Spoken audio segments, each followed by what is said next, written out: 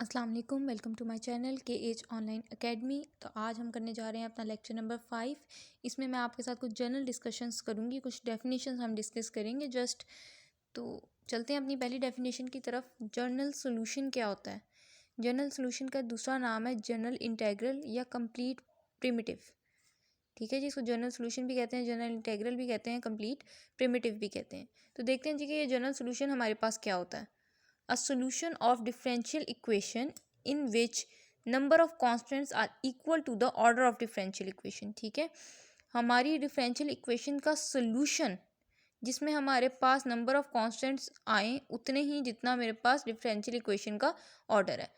आपको अगर याद हो तो लास्ट लेक्चर में बताया था कि जितने आपके पास इक्वेशन में नंबर ऑफ कांस्टेंट्स होते हैं, जब आप उसको डिफरेंशिएट करते हो तो आपके पास उसका ऑर्डर डिफरेंशियल इक्वेशन का उतना ही बनना चाहिए। यानी कि अगर मेरे पास 4 कांस्टेंट्स है, मैंने अपनी इक्वेशन को 4 टाइम्स डिफरेंशिएट करना है। 5 कांस्टेंट्स है, मैंने अपनी इक्वेशन को 5 टाइम्स डिफरेंशिएट करना है। ठीक है, अब ये जो जब सोल्यूशन होता है, पहले सोल्यूशन दिया होता है, हम डिफरेंशियल इक्वेशन बनाते हैं। अब वो कह रहे हैं कि अगर आपके पास डिफरेंशियल इक्वेशन हो तो फिर उसका जो सोल्यूशन निकलता है वो जर्नल कब होता है और वो पर्टिकुलर कब होता है। तो जर्नल तब होता है कि जब हम उस डिफरेंशियल इक्वेशन को सॉल्व करें, तो सॉल्व करने के बाद जो हमारे पास सोल्यूशन आए उसमें हमारे पास उतने ही कॉन्स्टेंट्स हो जितना हमारे पास उस डिफरेंशियल इक्वेशन का ऑर्डर है। और पर्टिकुलर सोल्यूशन क्या होता है? A solution obtained from general solution by giving particular values to the constant is called particular solution और particular integral। particular solution क्या होता है कि जो हमारे पास जनरल सोल्यूशन हमें मिला है उसमें जितने भी हमारे पास कांस्टेंट्स आ रहे हैं उन सबको मैं कुछ वैल्यू असाइन करूँ, तो वैल्यू असाइन करने के बाद जो इक्वेशन बनेगी वो मेरे पास क्या होगी? पर्टिकुलर सोल्यूशन होगा उस इक्वेशन का, उस डिफरेंशियल इक्वेशन का। अब ये देखें, ये मैंने लिखी हुई है एक differential equation d2y/dx² is equal to 0।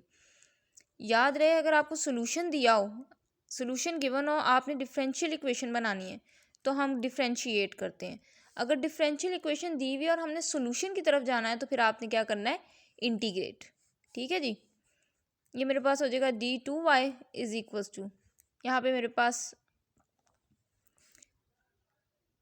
आपके पास है dx² इज इक्वल्स टू 0। 0 को जब आप इंटीग्रेट करोगे आपके पास 0, यहाँ डबल डेरिवेटिव है। इंटेग्रल और डेरिवेटिव एंटी होते हैं, तो जब डबल डेरिवेटिव को मैं इंटीग्रेट करूँगी मेरे पास रह जाएगा सिंगल डेरिवेटिव। ठीक है जी, plus some constant of integration.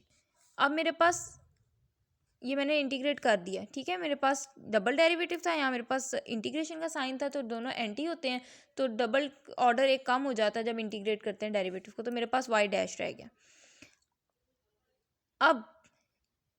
अब आपने क्या करना है, मैंने सोल्यूशन निकालना है। याद रखिएगा, सोल्यूशन में डेरिवेटिव नहीं इन्वॉल्व होना चाहिए। ठीक है, तो मैंने डेरिवेटिव्स खत्म करने हैं। अब ये डेरिवेटिव कैसे खत्म करूँ? फिर दोबारा इंटीग्रेट कर दूँ।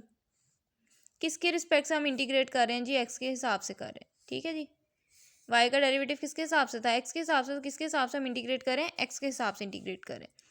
अब ये मेरे पास फिर डेरिवेटिव आ रहा है और ये इंटेग्रल आ रहा है। डेरिवेटिव और इंटेग्रल आपस में एंटी होते हैं, कैंसिल हो जाएगा, वाई रह गया इज इक्वल टू 0 का आपको पता है इंटीग्रेशन 0।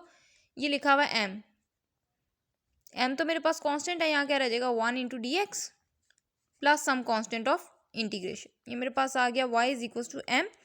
1 को जब मैं इंटीग्रेट करूँगी विद रिस्पेक्ट टू एक्स क्या आ जाएगा? x प्लस सी। ये मेरे पास क्या आ गया? अब देखिए मेरी डिफरेंशियल इक्वेशन का ऑर्डर कितना था? 2।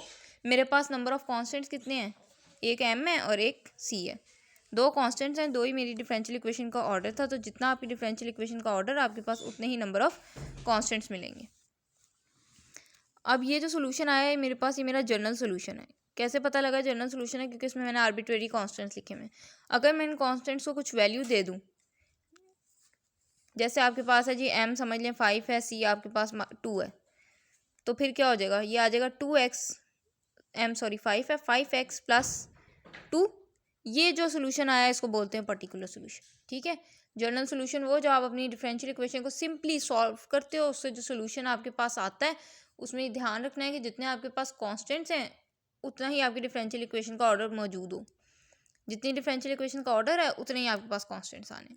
जो जनरल फॉर्म में आया वो जनरल सोल्यूशन, उसको अगर हम कांस्टेंट्स को कुछ वैल्यू दे देंगे तो जो सोल्यूशन हमारे पास बन रहा है वो पर्टिकुलर सोल्यूशन। फिर हम चलते हैं जी कंडीशंस की तरफ। हमारी बाउंड्री कंडीशंस क्या होती हैं और इनिशियल कंडीशंस क्या होती हैं? तो initial condition is a condition on the solution of differential equation at only one point. Initial conditions हमेशा हम अपने सोल्यूशन पे लगाते हैं। जो मेरे पास ये सोल्यूशन निकला है इस पे लगानी है हमने कंडीशंस।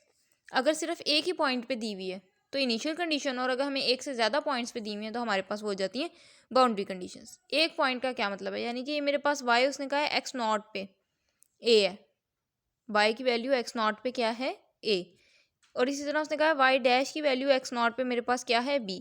तो एक ही पॉइंट पे उसने निकाली हुई है y की वैल्यू भी और उसके डेरिवेटिव की भी। इसको एक और तरीके से हम लिखते हैं, आपको पता हो कि आपके पास y किसका फंक्शन होता है x का, तो y ऑफ x लिखा जाता है। तो x की जगह पे उसने पॉइंट क्या दिया है x नॉट, इसका मतलब x मेरा किसके बराबर है x नॉट के। जब x नॉट के बराबर है तो y क्या है a के बराबर है। जब x नॉट के बराबर है तो y डैश किसके बराबर है b के। तो इस चीज़ को हम ऐसे भी लिखते हैं at x is equal to x naught, y a है और y डैश b है।